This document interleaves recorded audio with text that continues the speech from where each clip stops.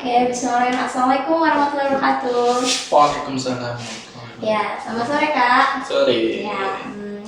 Jadi sore ini kita jumpa lagi di acara podcast inovasi LPPM Universitas Mataram.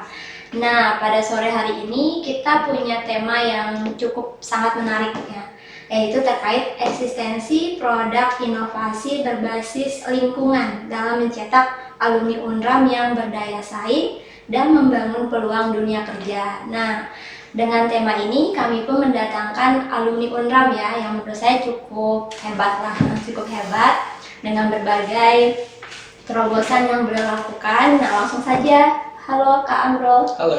Ya, nah sebelum kita bahas lebih dalam terkait apa sih yang Kak Amrul atau inovasi apa yang Kak Amrul bawa sampai saat ini, mungkin Kak Amrul bisa dong perkenalan dulu, nama, latar belakang, dan lain sebagainya. Ya, silakan Kak. Halo. Assalamualaikum warahmatullahi wabarakatuh. Waalaikumsalam warahmatullahi wabarakatuh. Saya Amrul Ihsan, alumni Prodi Fisika Fakultas MIPA angkatan 2014. Alamat saya di Lombok Tengah.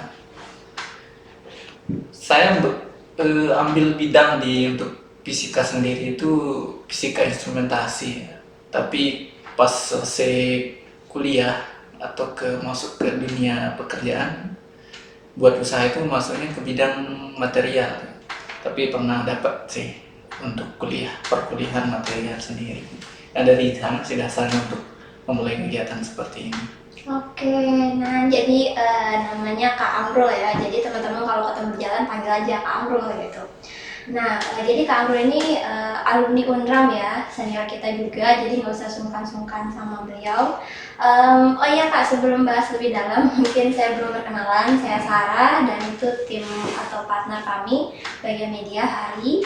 Nah, jadi sebelum kita masuk ke pembahasan pada sore hari ini, kita di podcast ada jargon gitu Kak, mungkin untuk membuka. Jadi jargonnya itu podcast LPPM UNRAM, inovasiku untuk negeri.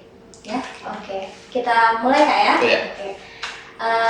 1, 2, 3. Podcast LPPM UNRAM, inovasiku untuk negeri. Ya, oke. Nah, udah nggak sabaran ya membahas terkait apa sih yang Kak Amrul miliki nih sehingga bisa membawa branding Kak Amrul sampai ke LPPM UNRAM. Nah, jadi karena untuk informasi juga bahwa Kak Amrul ini merupakan tenan binaan inkubator UNRAM yang dimana produknya itu yaitu apa Kak?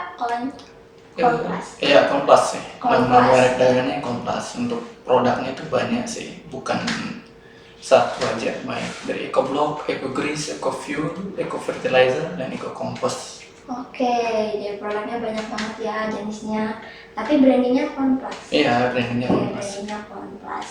Nah, ngomong-ngomong tentang Komplas nih, kira-kira apa sih awal mula yang menjadi pikiran kakak atau teman-teman lainnya? Kenapa harus mengangkat produk ini? Apa sih awal mulanya? Dasarnya apa gitu? Awalnya sih lebih ke kayak perhatian terhadap lingkungan yang sudah mulai krisis belakangan ini. Dulu di rumah itu, di belakang rumah tempatnya di teman saya itu sebagai kayak TPA gitu loh. Jadinya tetangga sekitar rumah itu buang sampah di sana, itu baik organik maupun organik, dan apa namanya, akibat pembuangan dibuat jadi TPA itu, kebun saya tuh jadi tingkat kesuburannya rendah. Oke. Yang menyebabkannya itu karena akar dari tanaman itu sendiri tidak bisa menembus ke tanah karena terhalang plastik sih. Itu yang menyebabkan ide awalnya buat mulai membentuk Komplas ini sendiri. Berarti awal mulanya karena keresahan terhadap sampah. Lalu kenapa menjadi Komplas? Lalu kenapa dibuat menjadi EcoBlock dan lain sebagainya? Kenapa nggak produk lainnya? Kenapa? Komplas sendiri namanya sih konversi plastik gitu. Oh iya. Itu nama, itu kayak singkatan aja sih. Iya. Kenapa dibuat kayak produk seperti itu? Pertama, itu dapat menyerap banyak sampah, dan kedua itu lebih bernilai jual. Kalau boleh tahu dari tahun berapa nih Kak awal terpikirkan untuk buat konten? Untuk mulai kegiatannya sendiri kita mulai di 2016. Itu kayak belajar cara untuk mengolahnya sendiri sih. Secara untuk lebih tepatnya otodidak. 2016 itu mulai menyempurnakan produk lah. Terus 2018 kita mulai riset kayak bisa nggak diterima pasar 2018-nya. Setelah riset itu bisa lolos di SNI sendiri. Udah bisa lolos SNI. Nah, untuk 2020 kita mulai ikut lomba terkait inovasi dari dulu, kalau nggak salah dari Kemendikbud di awalnya. Tapi lolos. Nah, mulai terus setelah lolos dapat pendanaan di akhir tahun 2021 dan tapi pindah dia ke BRIN ya. Kalau nggak salah sih. Nah, dari sana sih kita mulai untuk bentuk kayak legalitas semuanya. 2022-nya udah mulai kayak paten, HKI-nya, SNI untuk pengujian sertifikat, NIB semuanya. Berarti awal mulainya tuh otodidak gitu ya Kak? Iya, otodidak. Dari Kakak sendiri atau siapa ya? Bisa dibilang awalnya sendiri, tapi terus kalian karena masih di sana waktu 2016 itu saya masih mahasiswa, sekalian saya tanya-tanya dosen untuk menginovasi produk itu sendiri sih, kan banyak saran dari dosen, mulai dari sana lah kita terus berinovasi produknya. Kalau untuk saat ini perkembangannya sudah nyampe dikomersialisasikan ya Kak? Bisa dibilang sudah mulai komersial, tapi masih dalam skala kecil lah. Karena belum alatnya masih belum memadai untuk di skala besar. Skala kecilnya tuh jangkauannya sudah sampai mana? Ya, sekitaran Lombok. Berarti pihak-pihak atau customernya itu siapa aja sampai saat ini? Kalau sekarang tuh kayak ada dari kemarin kayak pemerintahan setempat sih, dari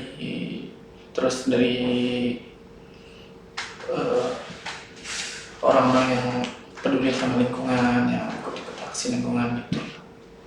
Sama ada orang-orang yang kayak orang-orang biasa sih, masyarakat sekitar. Masyarakat umum. Oke. Berarti ini kan komersialisasinya sudah sedang berkembang lah, kita bicarakan sudah cukup berjalan. Kira-kira proses menuju komersialisasi itu apa aja Kak? Kan awalnya Kakak kan otodidak, riset, dan sampai komersial kayak gini tuh gimana tahapnya? Ya gimana ya ngomongnya, awalnya kayak yang tadi bisa bilang sih, dari awal otodidak semuanya, terus kita mulai awalnya itu kayak bootstrapping lah. Bootstrapping sendiri itu pendanaan dari dana sendiri, bukan dari luar atau investor, dana hibah. Nah, sekarang sih untuk sekarang kita fokus cari investor.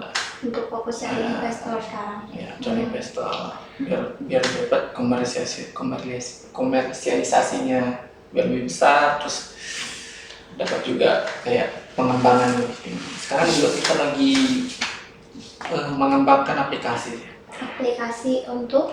Ini kayak pengumpul sampah. Nanti masyarakat sekitar itu dapat mengumpulin sampah. Terus sampahnya bisa di-scan, ditimbang, nanti bisa dibuat dirubah jadi poin. Nanti poin itu bisa diubah jadi e-money atau pembelian produk-produk kami. Oke, jadi pengembangannya sekarang mau dibentuk aplikasi kan ya? Oh iya, kalau boleh tahu analisis kelayakan produk sesuai dengan permintaan pasar itu bagaimana Kak? Kalau untuk menjamin kualitas ini sesuai gitu dengan kebutuhan ataupun permintaan dari masyarakat. Untuk permintaan masyarakat sendiri sih sudah lumayan tinggi, karena bentuknya bukan satu aja sih. Karena bisa dibilang ini kayak produknya itu sering dicari. Ya. Kayak paving block itu banyak orang yang cari, pemerintahan banyak yang cari untuk yang rabat jalan, pedestrian. Lagi kayak real estate gitu. Terus kita juga punya ekogerisnya sendiri kayak pelumas padat, itu bisa di bengkel-bengkel nyari. Terus sama eco fertilizer itu kan kayak pupuk cair, Orang-orang di sana nyari, banyak yang cari pupuk padat dari kompos, banyak yang cari. Nah, yang masih belum kita bisa jual itu sendiri sih ekofuelnya. Apa itu? Bahan bakar dari minyak itu sendiri. Hmm. Bahan bakar dari mana, plastik. Nah, untuk tahap pemakaian pribadi sih tetap dipakai, tapi untuk dijual ke luar tuh Yang belum. belum, karena belum terdapat SNI. Oke. Yang lain itu kan kayak EcoBlock sendiri udah dapat SNI, maksud dia kelas B, bisa untuk yang kayak pedestrian tuh, untuk mau sekedar mobil pribadi lewat bisa. Untuk EcoGris sudah masuk ASTM, American Society Testing Material, itu dapat di kategori MGL 3 medium temperatur dapat. Berarti yang tinggal ini aja ya, yang bahan bakarnya ya? Iya, masih belum dapat SNI. Berarti kakak tadi dari rumah ke sini pakai itu? Enggak sih, karena belum bisa bisa sih dipakai, Ya. tapi karena masih ada zat-zat yang logam beratnya itu yang perlu disuling lagi biar tidak merusak mesin. Oke. Ya, tadi kan kakak bilang memang produk ini produk yang dimana kebutuhan masyarakat itu ada di sana. Nah, cuman kalau kita lihat lagi kan produk-produk seperti yang sejenisnya nih, yang sejenis ini cukup ada lah di masyarakat. Nah, awal mula nih kakak memperkenalkan kalian punya produk ini loh, dan ini inovasinya ke masyarakat itu bagaimana? Ya, kalau untuk EcoBlock sendiri sih bisa dibilang kita perkenalkan dia ke aktivis-aktivis peduli lingkungan, kita kenalkan ini. Terus mulai perkenalan kayak hasil ujinya kita bandingkan dengan yang lain, dan untuk keunggulan sendiri udah mulai banyak yang mengunggulkan. Untuk EcoBlock itu sudah bisa dibilang itu lebih tahan terhadap air dan korosi air laut. Kalau yang lain itu ketika kayak untuk EcoBlock paving konvensional sendiri, kalau udah atasnya rusak, itu yang bagian dalam cepat rusak. Kalau kita enggak. Kalau untuk yang kayak EcoGris itu kita perkenalkannya langsung kayak uji pasar ke bengkel. Berarti langsung penawaran ke Iya, penawaran bengkel. Berarti kalau yang penawaran ke bengkel itu udah berapa bengkel kerjasamanya? Untuk kerjasama sih belum, karena belum bisa kita komersialisasikan untuk EcoGrisnya sendiri karena keterbatasan alat. Masih kita kayak kasih tester gitu. Okay. Dan mereka bilang ini bagus, lebih cocok untuk karena dia itu tahan air. Okay. Bisa di kayak mesinnya itu untuk yang berendam. Berarti EcoBlock-nya yang sudah dikomersialisasikan? Iya. Yang sudah. Ya, berarti kalau untuk sejauh ini sasaran atau pihak-pihak yang sudah cukup bekerja sama ada berapa? Untuk yang banyak sih, sekarang kita lagi kerjasama dengan Nutribut untuk pengolahan jasa olah barang kadaluarsa. Oke, gitu. Ya, untuk itu yang sekarang. Itu skala Lombok masih NTB? Yang itu masih Lombok Tengah sih. Masih Lombok Tengah. Oke. Kalau skala provinsi ada atau luar NTB ada? Belum. Tapi kalau untuk kerjasama selain itu kita juga kerjasama sama kayak bank sampah. Nanti kayak bank sampahnya itu kan punya dia plastik yang tidak bisa dijual. Nah itu dioper ke kami. Untuk bahan bakunya? Iya, bahan baku untuk paving kan ketimbang itu dibuang, itu buat jadi polusi lagi, pencemaran lingkungan. Oke. Nah kan ada beberapa produk yang sudah dikomersial, ada yang belum nih Kak. Kira-kira dari perkembangan sekarang, menurut Kakak apa sih penghambatan yang selama ini dirasakan dalam mengkomersialisasikan produk riset atau inovasi itu menjadi produk bisnis gitu? Dana itu aja, karena butuh biaya untuk upgrade mesin itu. Kalau sejauh ini apa solusi dari tim Kompas untuk mengantisipasi dana? Ya kita lagi cari investor. Banyak ikutin lomba. Kemarin berapa lomba yang kita ikutin?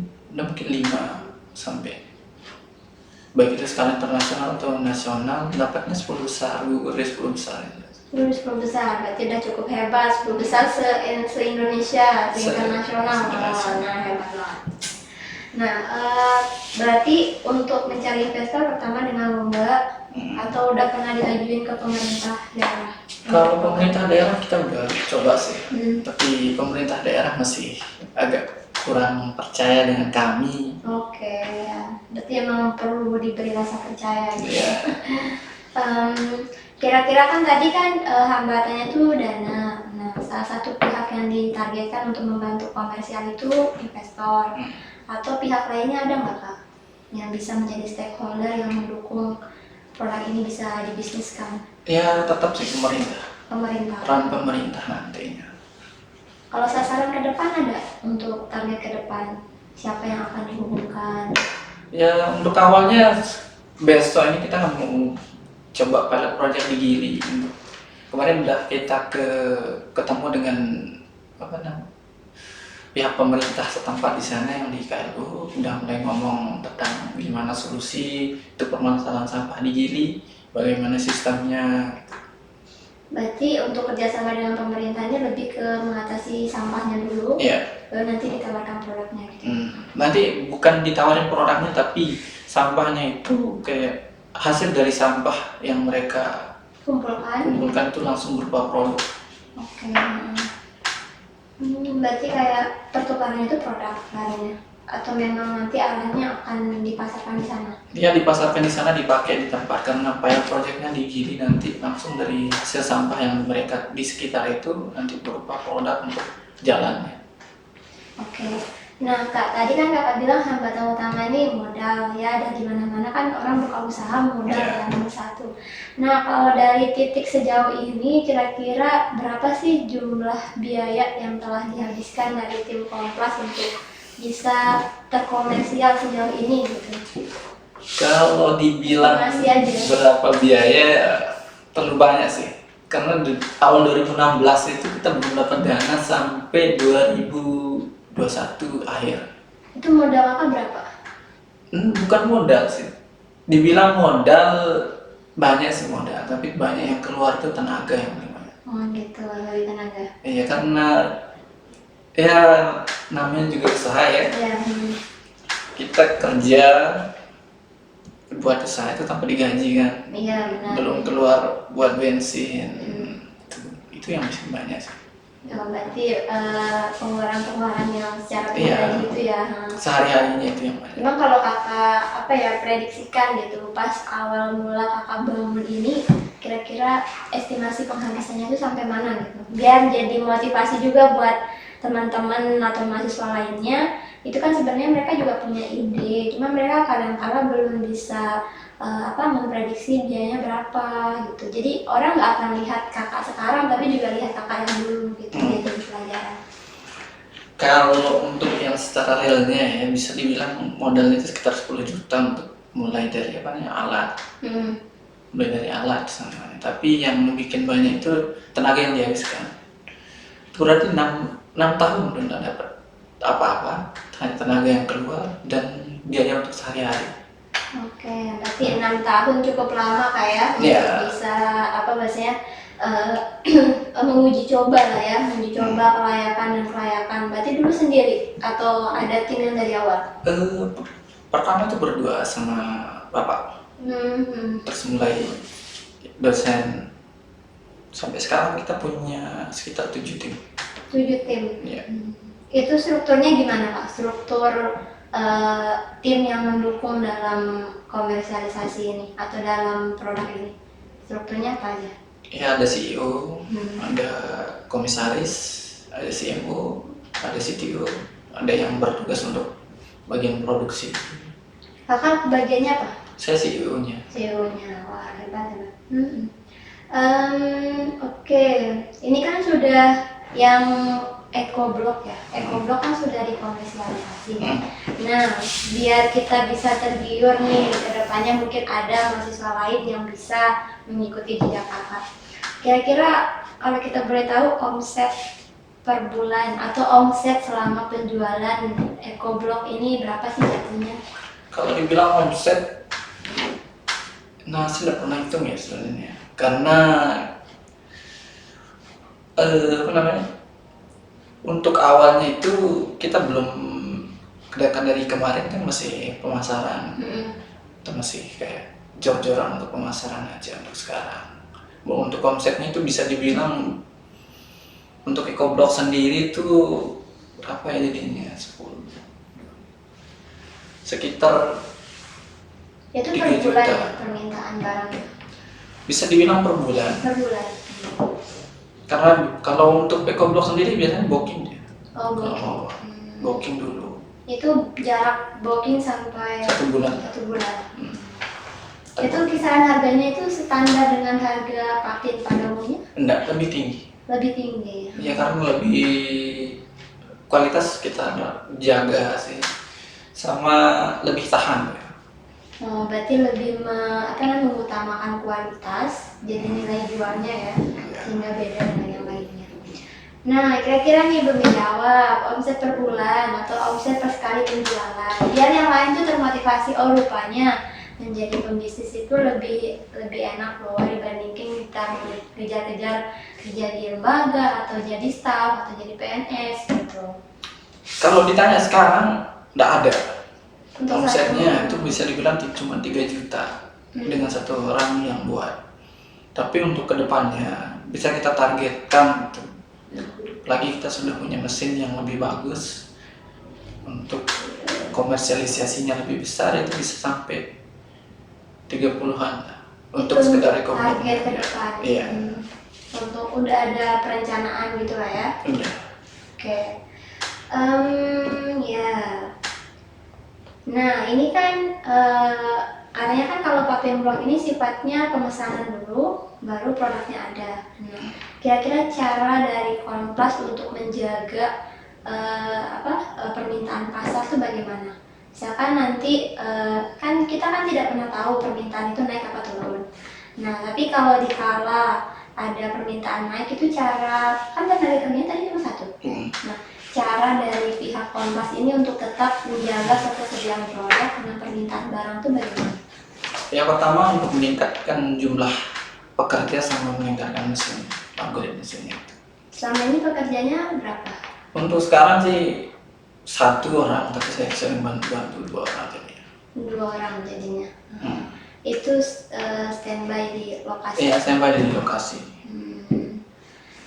Itu kalau 1 orang tuh bisa menghasilkan berapa patin dalam seminggu atau sehari? Kalau sebulan tuh bisa lah 10 sampai 15 meter. Gitu. Ya, itu masyarakat sana yang dipekerjakan atau siapa? Iya, masyarakat sana sih. Ya, jadi selama ini masih 1 ya, siapa tahu nanti tumbuh menjadi lebih berkembang, silahkan join hubungi kami untuk menjadi tenaga. Ya, tadi udah di sini. Ya.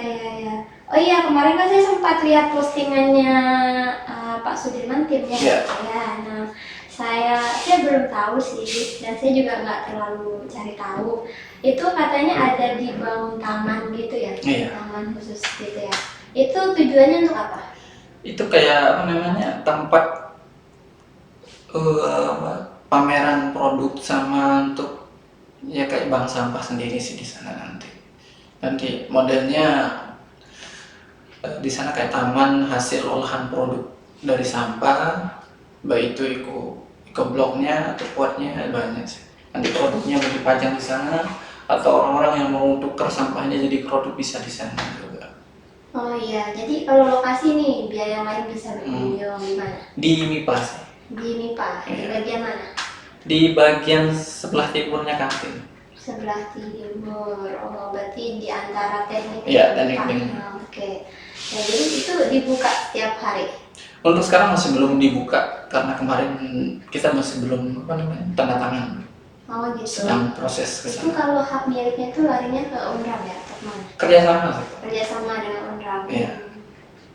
Jadi mungkin kedepannya itu bisa jadi tempat tongkrongan gitu. Iya. Bank sampah untuk mahasiswa juga ya. Oke, nanti bank sampah-sampah di sini bisa saya bawa sana. Ya silakan. Nah, kira-kira nih Kak, ada 2-3 pertanyaan lagi deh yang terakhir. Nah, kira-kira ini kan inovasinya udah cukup banyak ya. Saya juga nggak hafal tadi EcoBlock, EcoGrass, terus ada bahan bakar, saya lupa namanya dan lain sebagainya. Nah, kira-kira ada nggak rencana inovasi terbaru lagi dari tim Kompas untuk pengolahan sampah ke depan? Rencananya? Sebenarnya untuk EcoBlock sendiri itu bukan satu kan, bukan papin aja. Oh gitu. Ada pot. Nah, Ada pot. ada pot bunga. Sekarang kita lagi mau kembangin ke paket Apa maksudnya? kayak ke lantai gitu. Oh iya. Ke lantai yang dikasih lem kayak lantai di dalam rumah. Oh iya. Parket, terus nanti modelnya juga kita membuat apa namanya, pas bunga. Banyak lah. Intinya bahan bangunan kayaknya. Bukan bahan bangunan sih, kayak produk sehari-hari. Produk sehari-hari, oke. Ya. Kalau ini nih, kan kakak kan kalau kita boleh bilang perjalanannya itu dari masih mahasiswa ya, dari 2016 masih mahasiswa, terus sampai sekarang tuh udah alumni masih mengembangkan itu. Kira-kira nih tips trik nih dari kakak untuk tetap terus menjalankan apa yang sudah kita kerjakan di awal agar tidak setengah-setengah. Kan sekarang tuh mahasiswa tuh bukan tidak punya ide ya, mereka punya ide tapi untuk mentalitas yang terus maju itu kadang-kala jarang gitu. Kadang-kala mereka udah gagal ya udah berhenti deh gitu. Kalau tips trik dari kakak nih yang dari awal jatuh bangun pastinya kan dari 2016 sampai sekarang ini apa? Ya, tipsnya nekat sama istiqomah aja sih. Nekat. Iya. Ya. Kalau Anda udah mulai punya ide, lakuin aja. Jangan berpikir ini tidak bakalan berhasil. Tidak bakalan berhasil, ini banyak alasan. Coba aja dulu. Coba aja dulu Ya, baru terus setelah dicoba, istiqomah. Nanti siapa tahu ada aja jalannya. Oke, jadi nekat dan istiqomah. Nah, itu 2, nekat dan istiqomah. Nah, dari tadi kan kita bahasnya itu tentang kemenangan atau kebahagiaan di Kompas ini. Kira-kira selama 2016 sampai sekarang, pernah nggak mengalami suatu kegagalan yang terpuruk dalam membangun Kompas ini? Banyak sih. Satu aja, tentang apa? Alatnya meledak. Oh gitu. Itu biaya alatnya berapa sih? Kalau dulu kan kita mesti pakai alat yang sederhana belum di-upgrade. Itu buat sendiri? Iya, kita buat sendiri. Okay. Bisa modalnya itu sampai 1 juta. Waktu tipis itu meledak, untung tidak ada orang di sana. Dan seorang datanya lumayan besar. Sampai ya? tetangga kaget lah. Kerugian lumayan ya? Ya, kalau material sih lumayan. Tapi untung tidak ada korban jiwa aja. Ya, oke. Nah, jadi dibalik kesuksesan Kak Amro ini sempat mengalami ledakan. Ledakan yang cukup dahsyat. Nah, ini terakhir nih Kak. Terakhir nih, kan kakak nih salah satu pemuda NTB. Paling enggak pastilah ada pandangan kakak, apa sih sumbangsi Kompas ke depan untuk NTB? Ya, kira-kira apa nih? Kan kakak membawa nama NTB ke nasional, ke internasional. Pasti paling tidak Kompas ini bisa bermanfaat secara NTB dulu. Kira-kira apa Kak untuk kedepannya rencananya? Ya, itu menangani sampahnya sih. Pentingnya sampahnya. Sama kita juga kan banyak melakukan kegiatan sosial. Kayak gimana sih cara proses pilah sampah yang bagus? Dan kita mulai pilah sampah dari rumah sampai sosialisasi dari tingkat sekolah, desa sampai ke banyak macam lah. Lebih ke sana sih, untuk yang memakai perilaku masyarakat itu sumbang sih. Berarti lebih edukasi ya, edukasi pola pandang untuk pengolahan sampah ini ya. Tapi kalau untuk produknya sendiri? Ya produknya dipakai lah. Dipakai.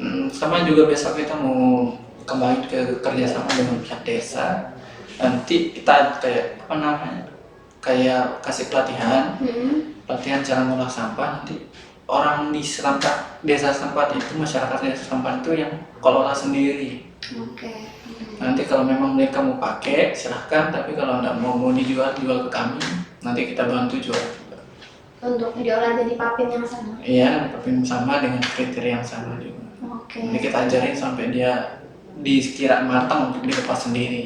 Ya, berarti kalau saya lihat di sini usaha yang kakak bangun ini sifatnya sosial ekonomi gitu. Iya, ekonomi sosial. Biar nanti jadi ekonomi sirkular ya. Ya ya. Berarti nggak ada fokus yang terlalu profit gitu ya. Misalnya kan kayak berpikir kalau saya edukasi ke sana, dong ini produk ini akan banyak yang memiliki gitu. Ya untuk yang profit itu ekogrisnya sih. Ekogrisnya. Nah nanti kan kita jual ke kayak apa namanya perusahaan-perusahaan atau bengkel-bengkel besar nanti yang pakai yang apa namanya gear atau bantalan roda kayak dipakai. Bengkel-bengkel juga banyak sekarang. Lagi kan pertumbuhan apa namanya otomotif makin tinggi kan sekarang permintaan masuk ke sana. Ya, berarti kalau eco-blocknya lebih diberdayakan, kalau eco-grisnya itu yang diprofitkan. Oke, nah jadi ingat ya, saya juga jujur Kak sampai sekarang tuh saya nggak bisa bedain mana eco-block, eco-gris, Yeah. banyak sekali jenisnya. Nah, karena waktu sudah mendekati jam 5, jadi ya cukup seru ya materinya, karena saya pribadi juga sebenarnya cukup salut gitu ya dengan berbagai inovasinya yang kalau saya lihat dari lingkungan saya sendiri nih, meskipun ada beberapa teman yang cukup inovasi juga, tapi langkahnya belum sejauh ini, maksudnya pemberaniannya belum senekat itu yang tetap melanjutkan atau tetap mengembangkan. Jadi ada beberapa, jadi saya bisa katakan mahasiswa di Unram itu bukannya kurang ide, mereka banyak ide, cuman untuk kurangnya adalah melanjutkan itu. Jadi kayak ya udah setengah jalan atau nggak dilanjutkan lagi, ya udah gitu. Jadi kita perlu belajar dari etos kerjanya Kak Amrul ya, dari nekatnya, istiqomahnya gitu. Semoga sukses kedepannya Kak ya. Jadi saya bisa bilang ini tenan yang cukup naik kelas yang ada di inkubator. Nah, jadi buat teman-teman yang kedepannya ketemu sama Kak Amrul lagi, bisa sharing-sharing tentang bisnis atau bagaimana cara komersialisasikan produk riset gitu ya. Jadi cukup sulit dah prosesnya. Nah, mungkin karena sudah mendekati jam 5 ya, sebelumnya makasih gitu sudah berkunjung ke podcast kami yang cukup sederhana dan udah 2 kali ya ditawarkan dan alhamdulillah sekarang kesempatan. Ya mungkin kedepannya kita bisa sharing-sharing yang lain lagi. Oke, jangan lupa datang ke tamannya Kontras. Apa nama tamannya Pak? Apa nama tamannya? Pusat daur ulang. Pusat daur ulang. Nah, jadi itu bisa jadi tempat pilihan alternatif untuk teman-teman nongkrong. Malam buka nggak sih? Enggak sih. Oh enggak, oke. Malam nggak buka guys. Jadi buka itu pagi sampai sore ya. Nah, dibuka umum. Jadi buat teman-teman yang datang ke Unram, silakan main-main ke taman apa namanya? Pusat daur ulang. Silakan bawa sampah kalian yang banyak di kos, nanti ditukarkan dengan GoPay atau apa dan sebagainya, bisa menjadi cuan ya. Ya, makasih sebelumnya Kak ya telah berkunjung ke sini ya. Kita jargon dulu Kak ya sebelum menutup ya. Nah, kita mulai ya. Podcast LPPM Unram, inovasi untuk negeri. Ya, terima kasih. Wassalamualaikum warahmatullahi wabarakatuh.